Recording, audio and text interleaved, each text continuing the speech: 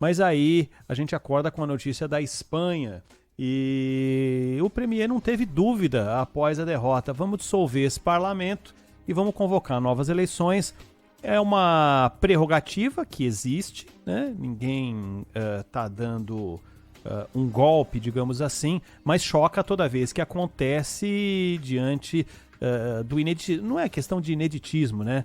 Mas é algo que chama atenção, principalmente em democracias estabelecidas, quando há algum tipo de tomada de decisão nessa direção, né? Parlamentarismo tem disso, Tem né? disso. Tem disso, por isso que é normal um primeiro-ministro ficar muitos e muitos anos, mas em compensação ele Ou pode... pouquíssimos, né? Ou pouquíssimos meses, né? Ou semanas, ou dias. Porque se ele perde maioria no parlamento, um abraço. E nesse caso, nem foi isso, né? A derrota foi em votações regionais, mas o partido dele, o tradicionalíssimo, o PSOE, perdeu em Madrid, perdeu em Sevilha, perdeu em Barcelona, perdeu nos grandes centros urbanos da Espanha. Houve um crescimento do PP, que é natural, Partido Popular, porque é o principal partido de oposição. Mas inquietou muita gente mais um crescimento do Vox, né? que é um partido xenófobo, muito parecido ali com o Chega de Portugal, sempre com aquele discurso de que os lugares aqui foram tomados, né, pelos estrangeiros, pelos imigrantes. Há um cômodo esquecimento do passado colonial e do fato de que essa migração atual ela tem muito a ver com o passado colonial, com aquilo que os europeus fizeram na África, sobretudo, mas também parte da Ásia e nas Américas. Mas no caso de África e uma parte da Ásia, coisa recentíssima, né? Então o Vox, ele representa uma Espanha que é minoritária, felizmente é minoritária, mas uma Espanha ressentida, né? Uma Espanha com esses traços tolos e perigosos de xenofobia. E tem até uma entrevista do Guardiola para o João Castelo Branco, filho do Trajano, né? Que é correspondente lá na Inglaterra há muitos anos. E ele conseguiu uma entrevista com o Guardiola. O assunto basicamente era o Vinícius Júnior, né? Mas o Guardiola falou, olha, você tem na Espanha, você tem 4 idiomas.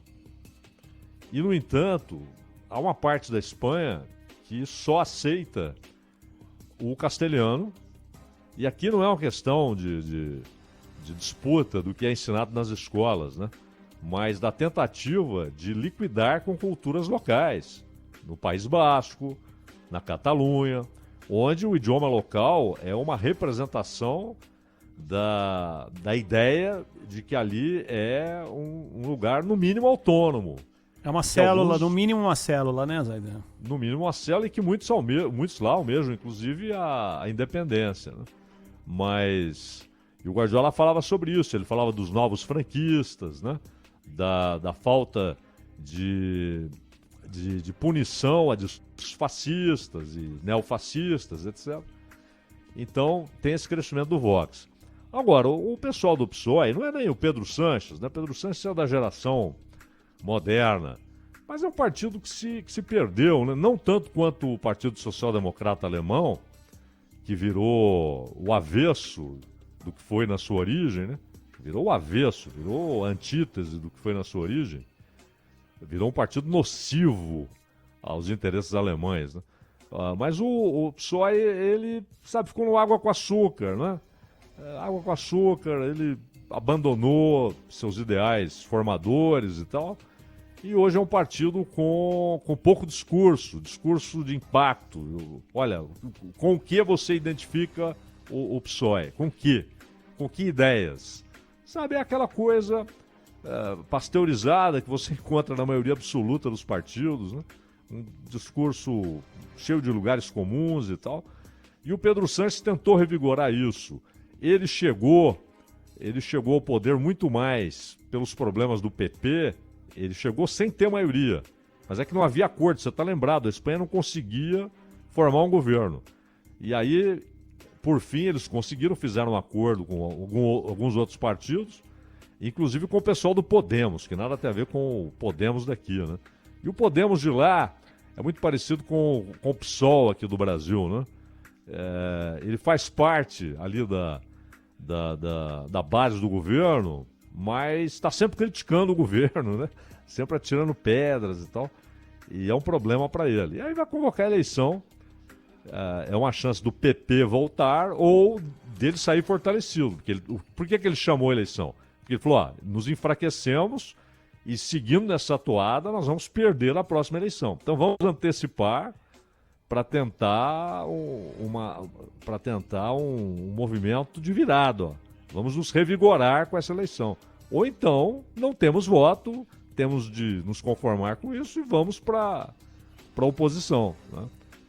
Mas o parlamentarismo tem disso. Né? Um governo pode se tornar inviável no começo do mandato, no meio do mandato, a qualquer momento.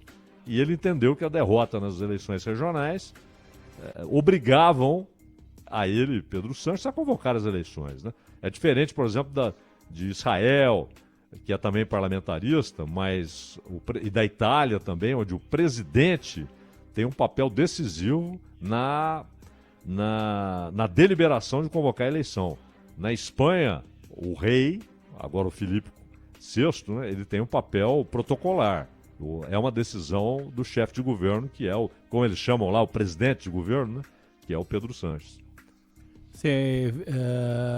A questão das relações internacionais está muito bem consolidada, principalmente no Velho Continente, para esse tipo de tomada de decisão, né, Zaidan? Não muda nada nas relações, toca-se a vida até que se chegue a uma conclusão, né? Outra diferença do parlamentarismo é que quando há esse tipo de situação, ninguém enxerga uma ruptura. Tá sólido, né? Faz parte do processo. Agora, a Espanha precisa